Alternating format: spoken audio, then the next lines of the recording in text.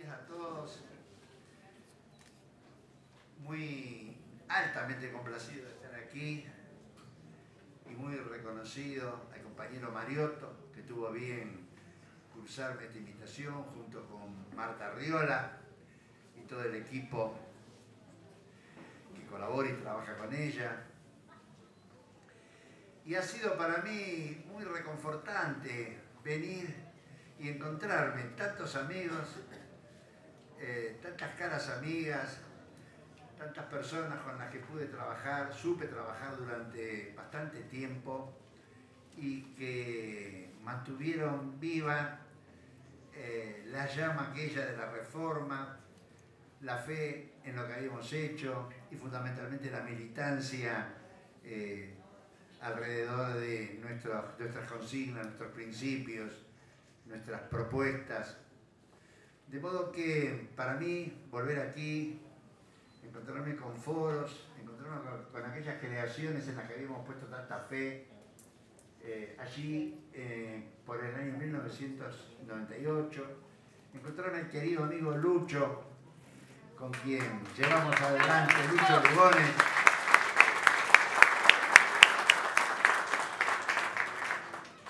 con quien llevamos adelante la épica, él como interventor, llevando nada menos que adelante todo el proceso de disolución y de reconstrucción durante la etapa de la intervención de aquella tristemente célebre maldita policía, como la habían tildado. Veo allí al amigo Jorge Van der Gote de Pinamar, gran forista, uno de los primeros foros destacados de la provincia de Buenos Aires. Y recuerdo muy bien, porque fue el primer foro con quien nosotros operamos. Señores, el primer foro fue el de Pinamar, en el año 1998, cuando a propósito del operativo Sol, Verano entre Todos, lo llamamos nosotros, ya tratando de inculcar e ir implantando la idea de la participación ciudadana,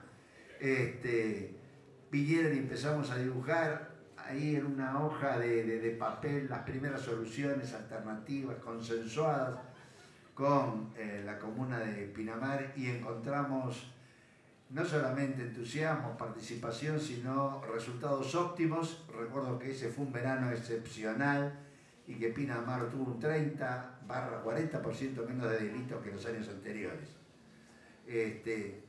Desde entonces mantengo con Jorge un vínculo permanente y además ha sido alumno del posgrado que dirijo en la Universidad de Buenos Aires sobre políticas públicas de seguridad, a donde quedan invitados para su asistencia todos aquellos quienes quieran seguir desarrollando esta fuerte vocación de participación alrededor de la seguridad. Hoy vengo y naturalmente sigue siendo el mismo tema, sigue siendo la misma preocupación, pero con a lo mejor con menos esperanza de la que teníamos cuando habíamos comenzado todo este proceso. Pensamos que todos los cambios que habíamos impulsado, aquella reforma, aquella refundación de la policía, con el fenómeno de la descentralización, con la creación de la Policía Buenos Aires II para el departamento judicial de San Martín, con Urbano, etc., las policías comunales y demás iban a seguir creciendo, iban a seguir fortaleciéndose ese modelo. Lamentablemente una serie de vicisitudes políticas hicieron que esto no fuese posible. Pero el hecho de que hoy ustedes estén aquí con el mismo empeño, con la misma convicción, y que siga vigente la preocupación y aún incrementada sobre el fenómeno de la inseguridad, muestra la conveniencia, muestra la necesidad de que nosotros volvamos, de que nosotros renovemos el entusiasmo, la fe, la esperanza, etc. Hay por allí encuestas de todo tipo, algunas muy serias como la de Tino Barómetro, que marcan niveles de percepción de inseguridad. Dicen que para la gente, para el común de la gente, hay una preocupación, por lo menos en la República Argentina, sobre el tema de la preocupación del orden del 67.4% de la población tiene preocupación por esto. En Argentina se ha transformado en el primer motivo de preocupación. Pero sería muy bueno, muy interesante que nosotros nos detuviéramos un poquito acerca de cuál es la consistencia de este problema, porque si nosotros acertamos en diagnóstico, si nosotros sabemos cuál es la magnitud de la cuestión y dónde estamos parados, yo creo que vamos a ser exitosos en los planteos que nosotros podamos hacer alrededor de la cuestión. En primer lugar, yo quisiera decir que las cifras en sí mismas y las estadísticas en sí mismas tienen un valor relativo. El valor de las estadísticas pueden servir simplemente a los fines de tener una mirada comparativa, saber cómo estamos en Argentina respecto al resto de los países de América Latina, por un lado. Y por el otro lado, y es donde adquiere mayor valor el carácter de toda encuesta, es en el significado o en el análisis cualitativo y no tanto cuantitativo de la cuestión. Si nosotros miramos datos objetivos respecto de la República Argentina, estos datos objetivos nos dicen que tenemos un índice en materia de homicidios del orden del 5.3 a 6 de homicidios cada 100.000 habitantes. Y esto, dentro del área de Latinoamérica, coloca a la República Argentina en una posición bastante razonable, a poco que advirtamos que, por ejemplo, países como Honduras tienen 58 homicidios por cada 100.000 habitantes, países como México, que tienen, o Venezuela, 51 homicidios cada 100.000 habitantes, mismo Colombia con 36 homicidios, Brasil con 22.3, etcétera, etcétera. Cuando llegamos a Argentina vemos que Argentina está entre 5.5, 5.3, 6 y por debajo de ella Chile. Quiere decir que nosotros estamos entre los países que menos homicidios tienen en la región. ¿Significa esto acaso que nosotros en materia de seguridad estamos bien? De ninguna manera. De ninguna manera, porque los problemas referidos a la violencia son severos en el área de América Latina y en el área de Argentina. No solamente porque el delito es un modo de manifestarse de la violencia, sino porque hay violencia en distintos estratos y elementos de la sociedad. Y cuando hablamos de violencia nos referimos a todo tipo de violencia. Y violencia como ya sea, como la fuerza física, psíquica, que se ejerce sobre alguien para obtener una ventaja determinada, doblegar la voluntad, obtener cualquier tipo de finalidad espuria. Ese tipo de violencia se da transversalmente en nuestra sociedad. Y nosotros podemos identificar en ese sentido una violencia intersubjetiva, una violencia doméstica, una violencia colectiva y una violencia estructural. Y la violencia estructural es probablemente la que a nosotros en particular más debe preocuparnos, porque la violencia estructural es la violencia que está asociada a los fenómenos de exclusión social, exclusión cultural, exclusión económica, insatisfacción de necesidades, frustración de expectativas, falta de compartir o imposibilidad de compartir bienes y valores comunes, etcétera, etcétera. Y cuando nosotros miramos estas estadísticas, por eso yo valoro mucho el sentido del análisis cualitativo de los números, cuando miramos estas estadísticas, nosotros, por ejemplo, advertimos que la mayor cantidad de delitos se producen en los ámbitos de mayor pobreza. Por ejemplo, hay una encuesta muy interesante que ha hecho la Corte Suprema de Justicia de la Nación, referida a la tasa de homicidios y población. Ese es un trabajo que tomó, por un lado, la Ciudad Autónoma de Buenos Aires, y después se hizo cargo de 2 departamentos judiciales, el de La Plata y el de San Martín. Cada departamento judicial, ustedes saben, tiene varios partidos. En total hizo una estimación sobre unos 12 o 14 partidos de la Gran Buenos Aires.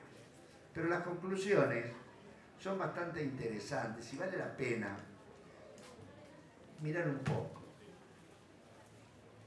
Contrariamente a lo que se cree en materia de homicidios, el porcentaje de homicidio doloso vinculado o con motivo de un robo o de otro delito es francamente bajo.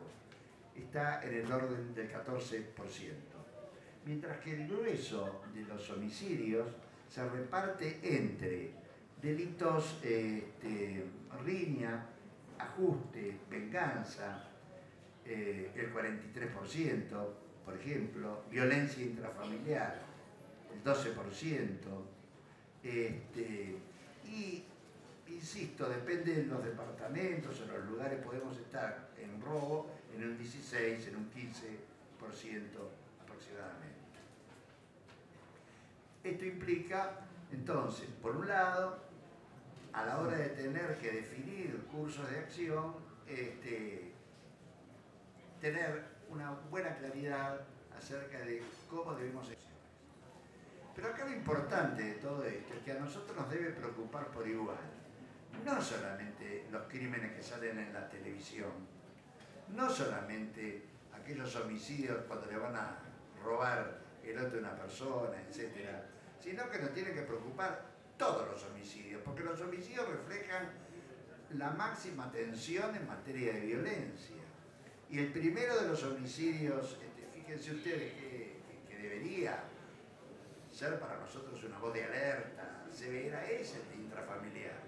Es aquel que se da en las relaciones personales y fundamentalmente en vistas a las víctimas de estos tipos de homicidios. Miren ustedes cómo aparecen en este momento, como si fuera una reproducción mimética, de los ataques contra mujeres, que son incendiadas por su pareja y que se van reproduciendo en estos días. Se van reproduciendo y se van magnificando al compás de la difusión mediática, muchas veces escandalosa, que se hace en este tipo de hechos.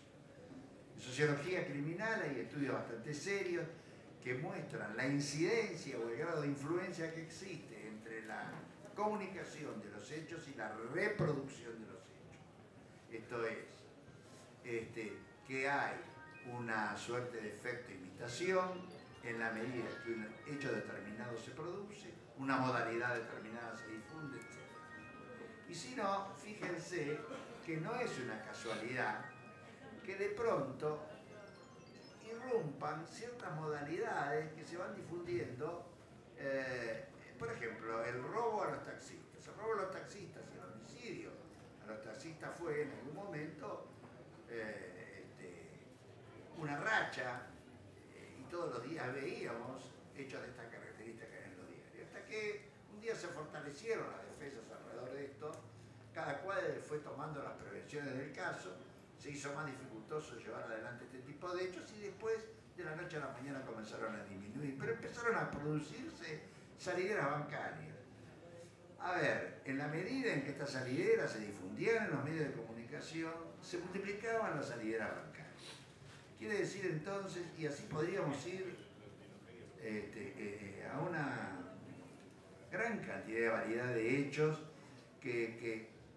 cuyo efecto multiplicador está dado entonces por la difusión, etc.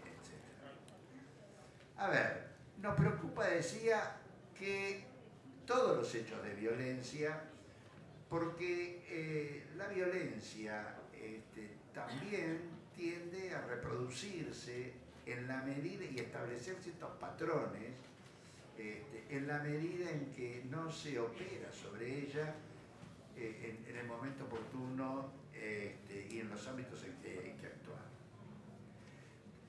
Si nosotros tenemos una constancia de que hay una violencia familiar que preocupa y es mucho más intensa en el ámbito de la... Porque esta estadística que leí era de la Ciudad de Buenos Aires, pero cuando vamos a cualquiera de los departamentos que mencioné de la provincia de Buenos Aires, este índice se incrementa notablemente de violencia familiar. Entonces quiere decir que hay una luz roja, un ámbito donde nosotros tenemos que operar, porque el seno familiar es una matriz en donde se aprende a resolver, por ejemplo, la conflictividad o los problemas interpersonales a partir o a través del uso de la violencia. Y los niños que se educan en ambientes de estas características tienden después, obviamente, en su vida y en su mundo, en sus relaciones, a resolver las cuestiones que se le plantean mediante el uso de la violencia, o a obtener aquellas necesidades o aquellos objetos o bienes necesarios que una sociedad determinada nos impone, a obtenerlo también mediante el uso de la fuerza. Vale decir entonces que las estadísticas a nosotros nos van orientando en el análisis cualitativo y nos van marcando ciertos objetivos que debemos cumplir o programas de acción que debemos diseñar y que cuando están a cargo del gobierno se llaman políticas públicas, son cursos de acción tendientes a dar protección de bienes, a satisfacer necesidades de personas en orden a su protección. Una de las cosas curiosas de las estadísticas estas es que muestran que el 30 y pico, 40% de los delitos de homicidio se producen en las áreas más críticas, villas, asentamientos, etcétera, a pesar de que representan, ¿no es cierto?, en la Ciudad de Buenos Aires algo así como el 6% de su población. Quiere decir que en una población del 6% hay casi un 50%, se verifican un 50% de los homicidios que se perpetran. Obviamente que esto obliga a una lectura, digamos, cuidadosa de la cuestión y a la necesidad de hacer un análisis criminológico sobre este particular. Porque fíjense, 6 puntos y pico nos da el índice de homicidios en la ciudad de Buenos Aires, y resulta ser que solo el 2,3% se corresponde a ámbitos que no son ni villas ni asentamientos. Entonces, esto implica o denuncia un cierto tipo de situación que obliga a que nosotros podamos o llevemos adelante una investigación. Y, como si esto fuera poco, se trata, en todo caso, de ese ámbito donde se producen el 45 o 50% de los homicidios, el ámbito más protegido en función de el dispositivo que el Gobierno Nacional ha puesto en funcionamiento con bastante éxito, que se llama Escudo Sur, creo, y que afecta recursos de la Prefectura Naval, de la Prefectura Nacional y recursos de la Gendarmería.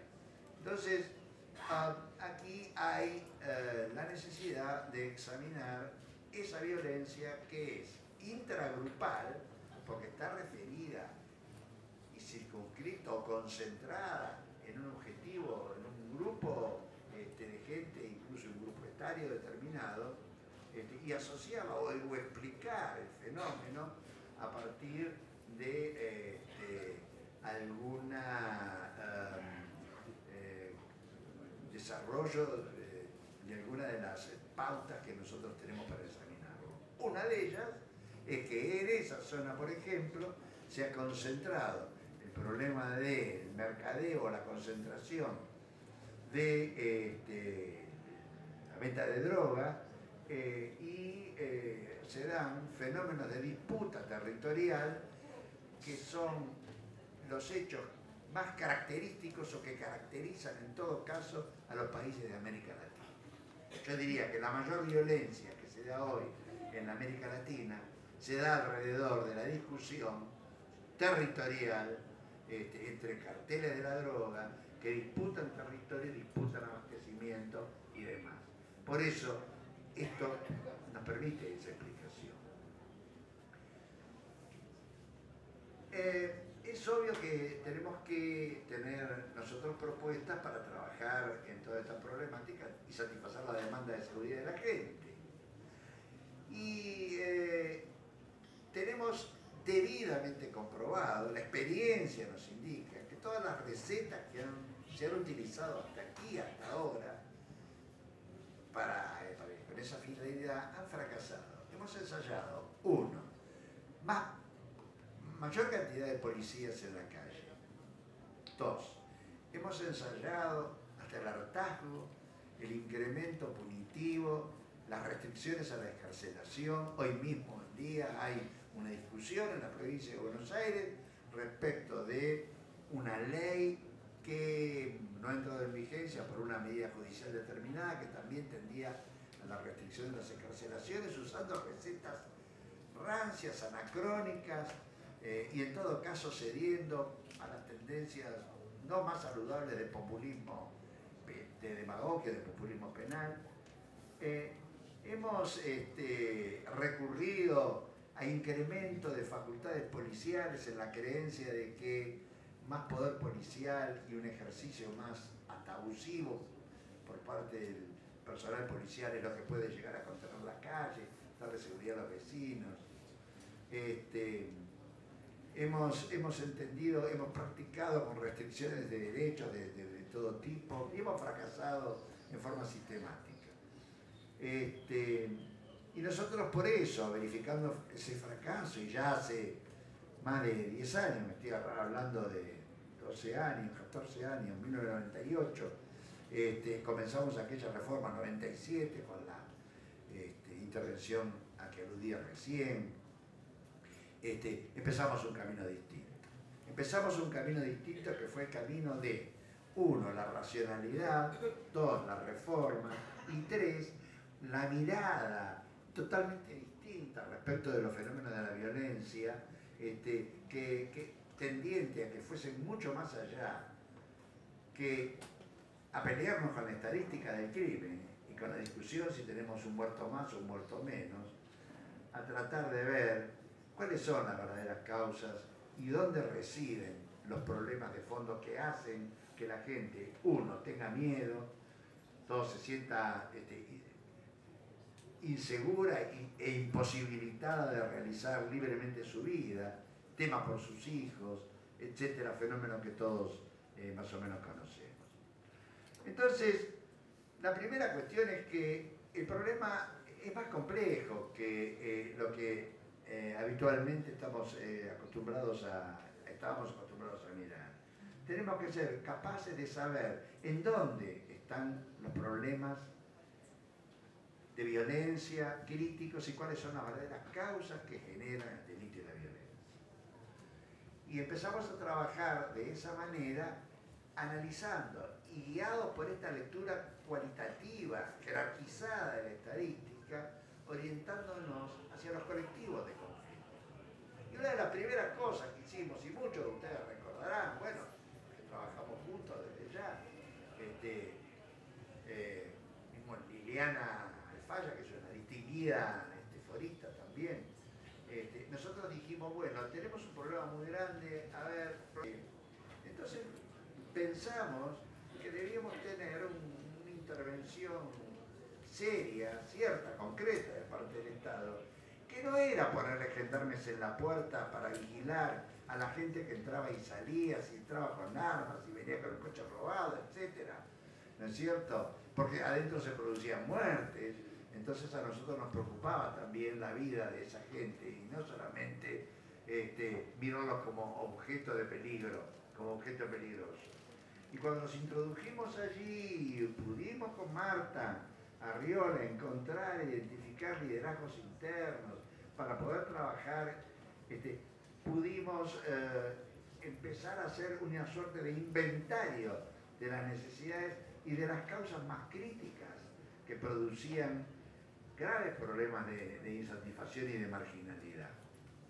¿Por qué esto? Porque era evidente que en la medida en que nosotros pudiésemos tener una intervención feliz, útil, con la idea de resolver los problemas de la gente, que es para lo que están los gobiernos, para resolverle los problemas a la gente, íbamos a poder dar una solución de corte totalmente distinto a esa otra tradicional de policiamiento puro de la seguridad.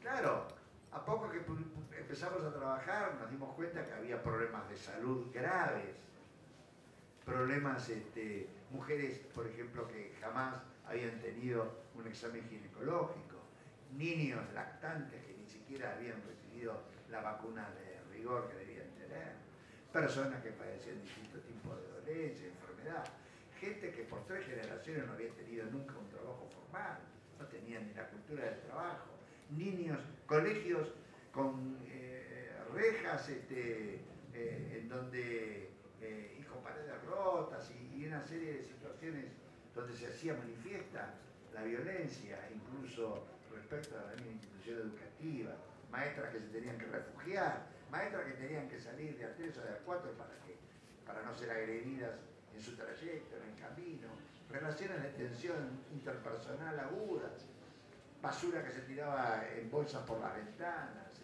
cloacas, no cloacas, sino canales a cielo abierto de desperdicios cloacales, y una serie de situación de degradación vital grave. Entonces,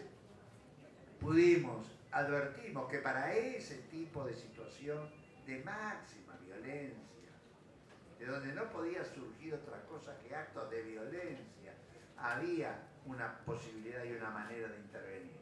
Entonces trabajamos en lo que se llamó una matriz de intervención para la conflictividad social. Y pudimos, con un fuerte consenso social y comunitario, trabajar en procura de las soluciones comunes. No fuimos a imponer soluciones, fuimos a consensuar soluciones con sus destinatarios, a convencer, a persuadir y a resolver los problemas básicos, habitacionales, ambientales. Por ejemplo, entre los múltiples problemas que existían en Fuerte Apache, todos ustedes conocen lo que es eso, era que no había una sola familia que tuviera título dominial, que se vendían, que eran todas situaciones de usurpación, tenencia de facto, se vendían los departamentos sin título ni nada. Entonces, trabajamos en regularizar esas situaciones dominiales, en que cada cual tuviera su título. Empezamos a buscar soluciones sanitarias fundamentales que mejoraran todo el aspecto de cloacal. Tratamos de resolver el problema de la basura, habilitamos de un modo distinto las escuelas, trabajamos con la Dirección de Escuelas de la Provincia de Buenos Aires para que no todos los niños tuviesen que hacer el colegio convencional, sino que pudiésemos tener una currícula de acuerdo a las condiciones personales de cada cual, teniendo a jóvenes que no tenían ni la cultura ni la vocación de la escuela y que la veían como un objeto hostil. Amigamos la escuela con la comunidad, primer objetivo, y fundamentalmente restableciendo el vínculo de las maestras con los educandos. Resolvimos temas de sanidad, etc. Pero lo más importante es que todo esto logramos que las centrales empresarias se comprometiesen a ayudar a intervenir en este proceso de capacitación laboral y que luego, en la medida en que pudiésemos certificar aptitudes en los trabajadores tuvieran garantizado o asegurado un puesto de trabajo. Estábamos fundando ni más ni menos que la cultura del trabajo. Estábamos mostrando, enseñando a que el trabajo es y representa un valor en sí para el hombre. Estábamos mostrando la dimensión digna que dignifica el trabajo. Y mostrando al propio tiempo cómo esto podía ser una movida que involucrase, entusiasmase a todos. Porque solo a través de una mirada, yo diría, hipopéchica, si me permiten, de fuerte movilización, de apelación a las cosas más íntimas y más importantes que tiene el ser humano, que es la ilusión, que es la expectativa, que es el reconocimiento por parte del otro. Solo a partir de ahí nosotros podemos refundar socialmente un Estado que tenga este fin esencial, que es mirar por todos, velar por todos, no permitir que quede gente afuera, no permitir que haya gente que está fuera, por fuera del contrato social y a ellos darle un tratamiento de cárcel y bala. Esto no es el procedimiento que ninguna sociedad democrática y moderna debe permitirse.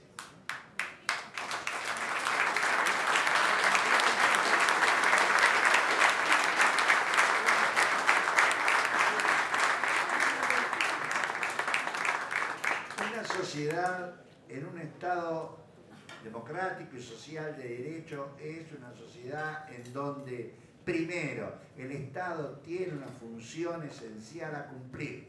El Estado no es un mero espectador. El Estado no está para garantizar la regla del mercado ni la libre competencia. El Estado está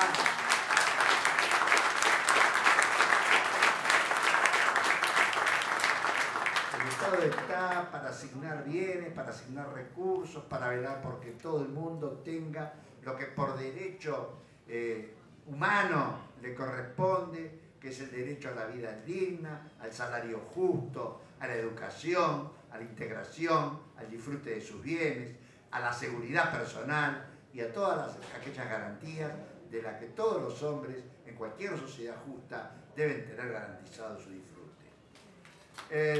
Y así estas ideas fundamentales que tienen que ver con una mirada totalmente distinta de impartir seguridad, que como ustedes aprecian, se distancia, discrepa, se aparta del paradigma tradicional.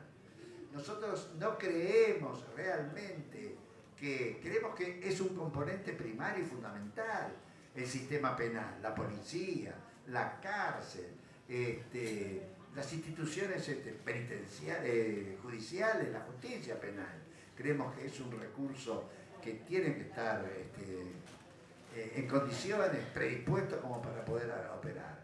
Pero no podemos generar una ilusión absurda de creer que nosotros, que todas estas instituciones van a estar al servicio de la consolidación de un sistema, de un régimen injusto, ¿no es cierto?, que sirve para que la gente excluida sea perseguida, combatida, metida en la cárcel, en vez de ser integrada a partir de procesos como del tipo de los que estamos describiendo en este momento, y para lo cual se necesitan crear estas matrices, como definí recién, de intervención para los colectivos de conflicto. Esta mirada es una mirada humanista, es una mirada social, es una mirada que procura básicamente dignificar y distribuir y respetar los derechos humanos de la manera que esto corresponde. Claro, cuando uno plantea este tipo de situaciones, obviamente tiene que estar pensando en que debe luchar contra muchas ideas arraigadas y muchas concepciones falsas, la mayoría de ellas de corte antidemocrático y fascistas. Uno tiene que convencer y además uno tiene que llegar a la gente con un mensaje racional que sea comprendido, entendido y lograr fundamentalmente el compromiso compromiso. Y por eso nació la idea de los foros de participación ciudadana.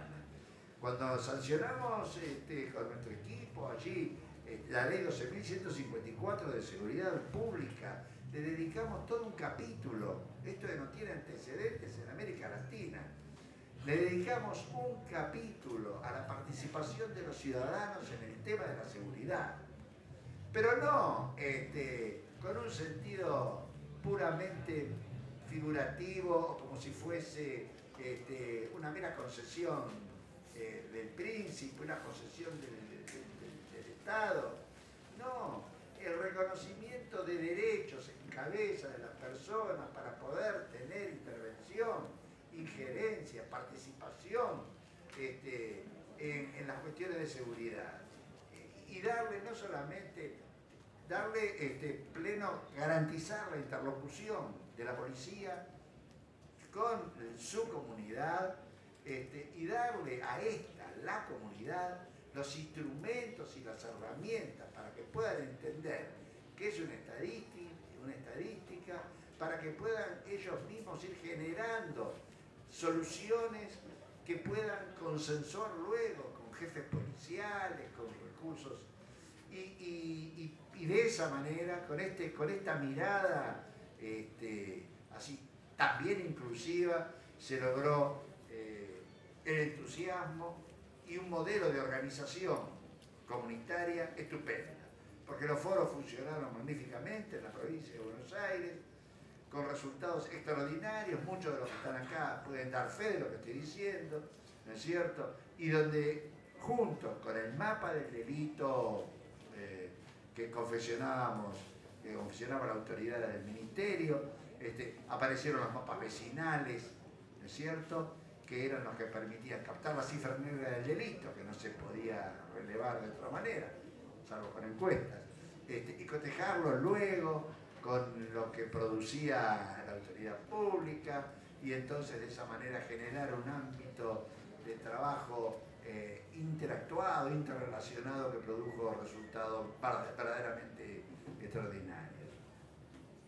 Fue una lástima que el proceso de acreditación ciudadana, de convalidación ciudadana, de reconocimiento de derechos, etcétera,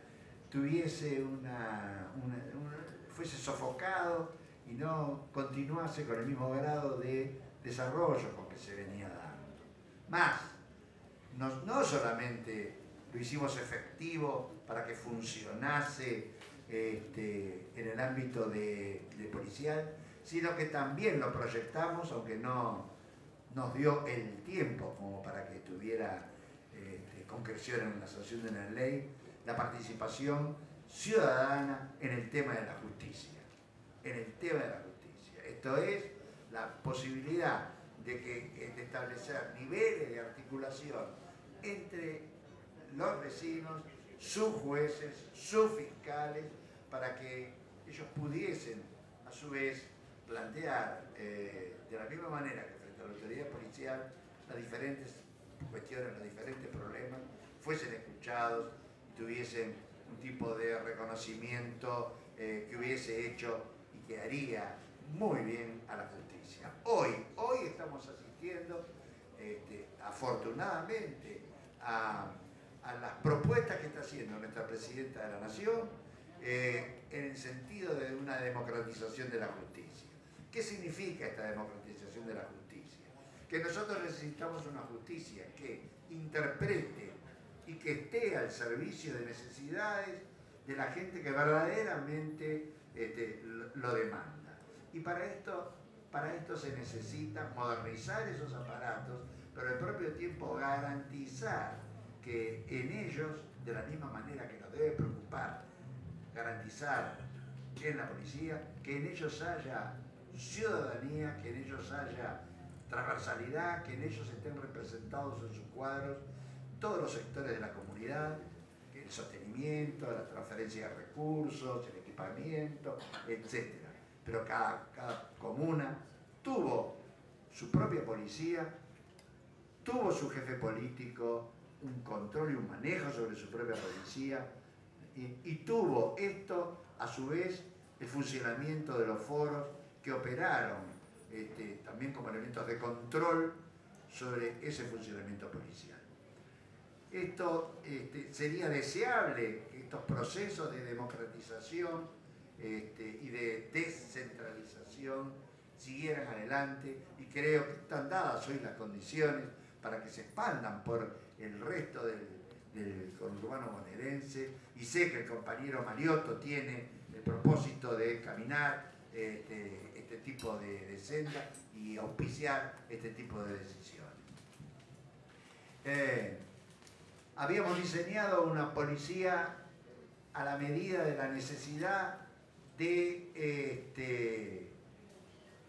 del conurbano norte y de los fenómenos de conflicto en los partidos colindantes con la ciudad autónoma de Buenos Aires. Queremos la policía Buenos Aires 2, una policía nueva, autónoma, independiente, con su propia academia, con su propio escalafón, con jefatura diferenciada, etc. Y lo hicimos en la inteligencia de que podíamos conformar con la federal y demás fuerzas federales o nacionales una fuerza buena, apta del conurbano que tuviera un trabajo común de operación conjunta en las áreas más críticas del delito. Lamentablemente la policía de Buenos Aires 2 fue absorbida, desapareció y perdió la significación, la entidad que tendría, y es una verdadera lástima porque ahí quedó un hueco muy grande y seguro que hay un trabajo por delante para ser hecho, que tanto el compañero Berni como el compañero Mariotto van a auspiciar y van a poder sostener.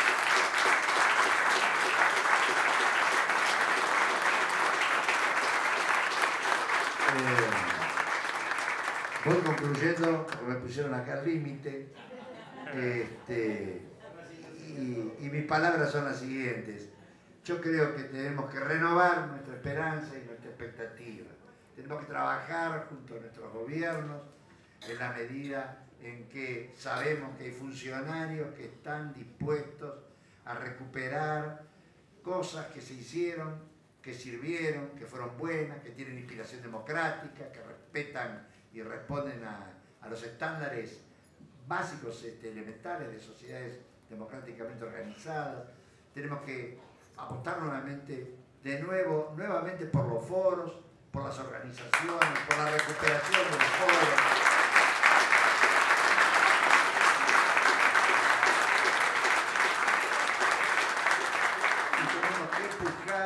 Tenemos que empujar por los procesos de reorganización de fuerzas policiales, de reorganización judicial, de procesos de democratización judicial, como está planteando el gobierno nacional. Debemos en este momento, más que nunca, no dejarnos abatir por las voces de la desesperanza, sino, por lo contrario, empeñarnos todos juntos en la reconstrucción de nuestras instituciones. Muchas gracias.